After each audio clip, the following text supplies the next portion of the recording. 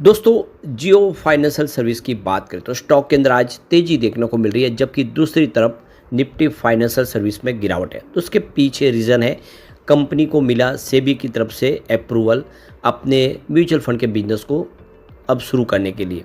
Company ने बहुत बड़ा प्लान बनाया है। कंपनी म्यूचुअल फंड के बिजनेस में बहुत सारे ऐसे प्रोडक्ट लॉन्च करने जा रही है जो मार्केट शेयर इनका बढ़ा सकते हैं। बहुत सारे म्यूचुअल फंड के इस समय कंपनियां जो इस समय मार्केट में है, और करीब 17,000 करोड़ के आसपास का ये जो बिजनेस है जिसमें अब कंपनी अपनी हिस्सेदारी चाहती है। तो क्या है आगे की रणनीति, उसको समझेंगे। और कंपनी और भी ऐसे अपने बिजनेस शुरू कर चुकी है जो इनके लिए गेम चेंजर है। यहाँ पे बहुत सारे म्यूचुअल फंड ने जम के खरीदारी की है, और दूसरी तरफ बाजार को लेकर एफआईडीआई का क्या रुझान है उसको समझने की कोशिश करेंगे। लेकिन फ्रेंड्स, उससे पहले अगर आप पहली बार हमारे चैनल पे आए तो चैनल को सब्सक्राइब कर दीजिए, एक बेल आइकॉन दबा दीजिए ताकि जब भी नया वीडियो बने पहला नोटिफिकेशन आपको मिले। वीडियो पसंद आए तो लाइक से जरूर कीजिए। चलो फ्रेंड्स, वीडियो स्टार्ट करते हैं। मैं हूँ तो सबसे पहले बीएसई सेंसेक्स की बात कर ले। इस समय 2 बजे के आसपास का टाइम है।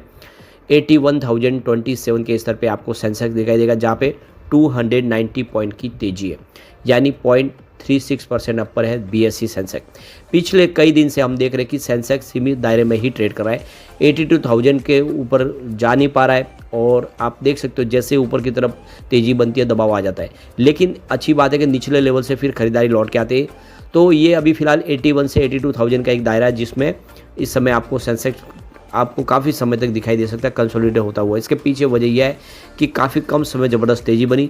जो लो में 73,000 के आसपास सेंसेक्स पहुंचा, और वहां से जो तेज़ी का दौर शुरू हुआ तो 82,000 के आसपास आ गया। 9,000 पॉइंट की भारी भरकम तेज़ी, और वो भी काफ़ी कम है।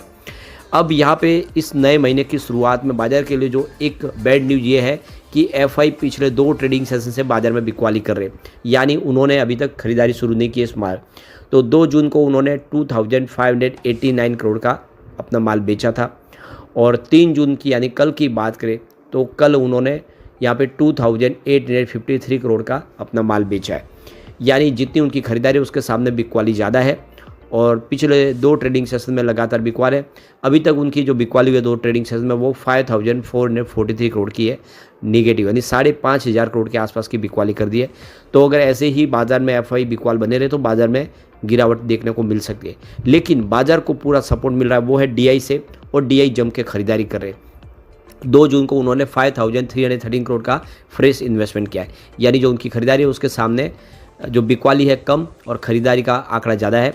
तो बहुत अच्छा निवेश किया है। 3 जून की बात करें कल की तो 5,907 करोड़ का फ्रेश इन्वेस्टमेंट किया है, यानी करीब 6,000 करोड़ के आसपास की खरीदारी की है। यानी जितनी बिकवाली एफआई करी है उसकी डबल खरीदारी डीआई कर रहे हैं, और इससे बाजार को सपोर्ट मिल रहा है। तो टोटल 11,221 करोड़ का अभी तक फ्रेश इन्वेस्टमेंट कर लिया है 2 ट्रेडिंग सेशन में डीआई ने, जबकि इसकी आधी बिकवाली एफआई की तरफ से हो रही है। यानी एफआई जितना माल बेच रहे हैं उससे डबल खरीद रहे हैं। ऐसे में हम कह सकते हैं बाजार अभी भी मजबूत है। और इस समय निफ्टी फाइनेंशियल सर्विस की बात करें तो 26,250 के स्तर पर, जहाँ पे 0.02% की हल्की सी गिरावट है। लेकिन उसके बावजूद भी जियो फाइनेंशियल कमाल कर रहा है। अब देखो कि 287 के आसपास आपको ट्रेड करता हुआ दिखाई देगा, जहाँ पे 1.23% की तेजी है, और इंट्राडे का ये हाई है। इससे एक बात तो समझ में आ रही है कि काफ़ी अच्छी खरीदारी लौट के आई है, इस लेवल पे जम के खरीदारी हो रही है। अब यहाँ पे जो एक बड़ी अपडेट ये है कि यहाँ पे बैंक ऑफ अमेरिका की 2025 की कॉन्फ्रेंस हुई है 2 जून 2025 को, और ये देख लो कि इन पर्सन वर्चुअल मीटिंग हुई है 1x1 ग्रुप के माध्यम से। तो लगातार अब यहाँ पे जियो फाइनेंशियल ऐसे ही बहुत सारे अपने इन्वेस्टर के साथ में मीटिंग कर रहे हैं। कुछ बड़ी रणनीति तैयार हो रही है, आने वाले समय में बिजनेस को लेकर फैसले किए जा रहे हैं, वो काफ़ी शानदार है, जो इशारा कर रहा है कि आने वाले समय जियो फाइनेंशियल कमाल कर सकता है।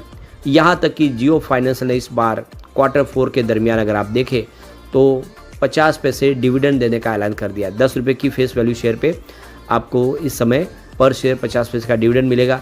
अभी इसकी रिकॉर्ड डेट नहीं आई है, तो अभी आपके पास मौका, जो खरीदार इस समय करेंगे उन सबको ये डिविडेंड मिल जाएगा। भले ये डिमांड इस समय डिविडेंड की अमाउंट आपको कम लगे, लेकिन बिजनेस शुरुआती दौर में जैसे जैसे बिजनेस बढ़ेगा ये डिविडेंड की जो अमाउंट है वो भी बढ़ती हुई दिखाई देगी। अब यहाँ पे जियो फाइनेंशियल ने एलएएस सर्विस शुरू की है। यानी लोन अगेंस्ट सिक्योरिटीज़ की शुरुआत की। ये काफ़ी ज़बरदस्त और गेम चेंजर बिजनेस है। कंपनी ने दावा किया है कि ये शेयर और म्यूचुअल फंड जैसे एसेट पर 10 मिनट के भीतर 1 करोड़ तक का लोन देते हैं। ये आप देखिए दूसरी बैंकों से और दूसरी जो फंड हाउस है या फिर जो दूसरी फाइनेंशियल संस्था उनसे पूरा हटके, यानी सिर्फ आप 10 मिनट में 1 करोड़ तक का लोन प्राप्त कर सकते हैं। जेएफएल ग्राहकों को तेज़ी से फाइनेंसिंग विकल्प उपलब्ध करा रहा है, जिससे होम लोन हो, आप देख सकते हो loan against property, corporate financing शामिल है। तो इस तरह से लोगों की ज़रूरत को ध्यान में रख के ये नई स्कीम शुरू की गई है। इस ऐप के जरिए UPI payments, money transfer, saving account, digital gold insurance, investment portfolio tracking जैसे बहुत सारी लाभ आप ले सकते हैं। तो जियो फाइनेंशियल सर्विस लिमिटेड, इनकी एनबीएफसी शाखा है, ने अपने ग्राहकों को पूरी तरह से डिजिटल लोन अगेंस्ट सिक्योरिटीज पेश कर दिया है। जेएफएल का जो एलएएस ऑफर है एक सिक्योर्ड लेंडिंग प्रोडक्ट है, जो ग्राहकों को उनके निवेश जैसे शेयरों और म्यूचुअल फंड के आधार पर लोन देने की सुविधा मात्र 10 मिनट में पूरी करती है। पूरी प्रक्रिया पूरी तरह से डिजिटल होगी। यह उपभोक्ता इस सेवा जियो फाइनेंशियल ऐप के माध्यम से ले पाएंगे। एलएएस में लोन अगेंस्ट शेयर और लोन अगेंस्ट म्यूचुअल फंड शामिल है। तो आप अपने जो शेयर है उसको गिरवी रख के लोन ले सकते हैं, या फिर आपके पास म्यूचुअल फंड है उसको भी आप गिरवी रख सकते हैं। ये बहुत ही शानदार बिजनेस है। जब किसी को अर्जेंट पैसों की जरूरत होती है, उसको शेयर नहीं बेचने, तो उसको गिरवी रख सकता है ताकि शेयर भी उसके पास रहे और उसकी प्राइस बढ़ती रहे। तो ये सिक्योरिटी बेचने के बिना ये एक अच्छी सुविधा दी जा रही है। और आप समझ सकते हो इसके लिए 1 करोड़ तक अगर आप लोन लेते हो, जिसकी जो ब्याज दर रखी गई है वो 9.99% है, 10% से भी नीचे रखी गई है। तो ब्याज दर जो क्रेडिट स्कोर है व्यक्ति का उसके हिसाब से तय होगी। लोन अधिकतम 3 साल की अवधि के लिए लिया जा सकता है, यानी आप 3 साल में उसको वापस चुकाना होगा। इस पर कोई फोरक्लोजर चार्ज भी नहीं रखा गया है। जो फाइनेंस ऐप के माध्यम से आप एलएस चुनने पर ग्राहक शॉर्ट टर्म फंड्स तक सुविधा में अपनी पहुंच प्राप्त करते हैं। लॉन्ग टर्म निवेश की ग्रोथ भी बनी रहती है। तो जियो फाइनेंस लिमिटेड के जो प्रबंध निदेशक और सीईओ है कुणाल रॉय ने कहा कि लोन अगेंस्ट सिक्योरिटीज की शुरुआत हमारी डिजिटल रणनीति का हिस्सा है, जिसका उद्देश्य ग्राहकों के लिए वित्तीय सेवाओं को बेहतर और सुगम करना है और यूजर फ्रेंडली बनाना है। तो बिल्कुल ये बिजनेस गेम चेंजर है। और आप देख सकते हो कि बहुत सारे म्यूचुअल फंड, स्पेशली क्वांट के अलग अलग फंड हाउस ने बहुत सारा निवेश किया इस समय जियो फाइनेंशियल में। तो क्वांट की बात करें तो यहाँ पे देख सकते हो जियो फाइनेंशियल में करीब क्वांट एक्टिव फंड का 307.68 करोड़ का निवेश है। क्वांट फ्लेक्सी कैप फंड की बात करें उसने 287.61 करोड़ का इन्वेस्टमेंट किया है। इसके अलावा निप्पॉन इंडिया ऑर्बिटेज फंड की बात करें तो उन्होंने 285.96 करोड़ का निवेश किया है। क्वांट मल्टी एसेट फंड की बात करें तो 282.66 करोड़ का निवेश किया है। जो क्वांट के दूसरे भी और फंड हाउस है जिसमें आप देखें तो क्वांट ईएसजी इक्विटी फंड का 10.16% की होल्डिंग ली है। इसके अलावा अगर आप देखेंगे तो क्वांट एल्स टैक्स और फंड की 7.1% की जियो फाइनेंशियल के शेयर में अपनी होल्डिंग ली है। यहाँ पे एडलवाइज ऑर्बिटेज फंड ने भी जियो फाइनेंशियल में निवेश किया है। इसके अलावा कोटक ऑर्बिटेज फंड की बात करें उन्होंने भी मई 2025 के आंकड़े के हिसाब से जियो फाइनेंशियल में निवेश किया है। यानी इंडिया के जो बड़े बड़े फंड हाउस है वो जम के खरीदारी करें, और उसके पीछे वजह की कंपनी लार्ज कैप में शामिल हो चुकी है। और लार्ज कैप में निवेश करने वाले जो म्यूचुअल फंड्स हैं उनको एक अच्छा अपॉर्चुनिटी होती है, वहाँ पर रिस्क भी कम होता है, तो इसीलिए यहाँ पर निवेश शुरू हो चुका है। एक बार हम इसके फंडामेंटल भी देख लेते हैं। तो इस समय इसका मार्केट कैप 1,82,466 करोड़ के आसपास है। नंबर ऑफ शेयर इसके 635.33 करोड़ है। इसका पीबी 7.3 का है और 0.18% का डिविडेंड देने जा रही है कंपनी। ऑपरेटिंग रेवेन्यू इसका 638.06 करोड़ है। प्रमोटर होल्डिंग इसकी 47.12% है। सेल्स ग्रोथ इसका 1,432.69 करोड़ का है। इसका आरओसी 2.16% है और इसका पी इसका 332.41 है। दूसरी कंपनियों के मुकाबले ये ज़्यादा है। फेस वैल्यू इसकी 10 है। बुक वैल्यू इसकी 39.33 की है। नेट प्रॉफिट 382.47 करोड़ का बताया।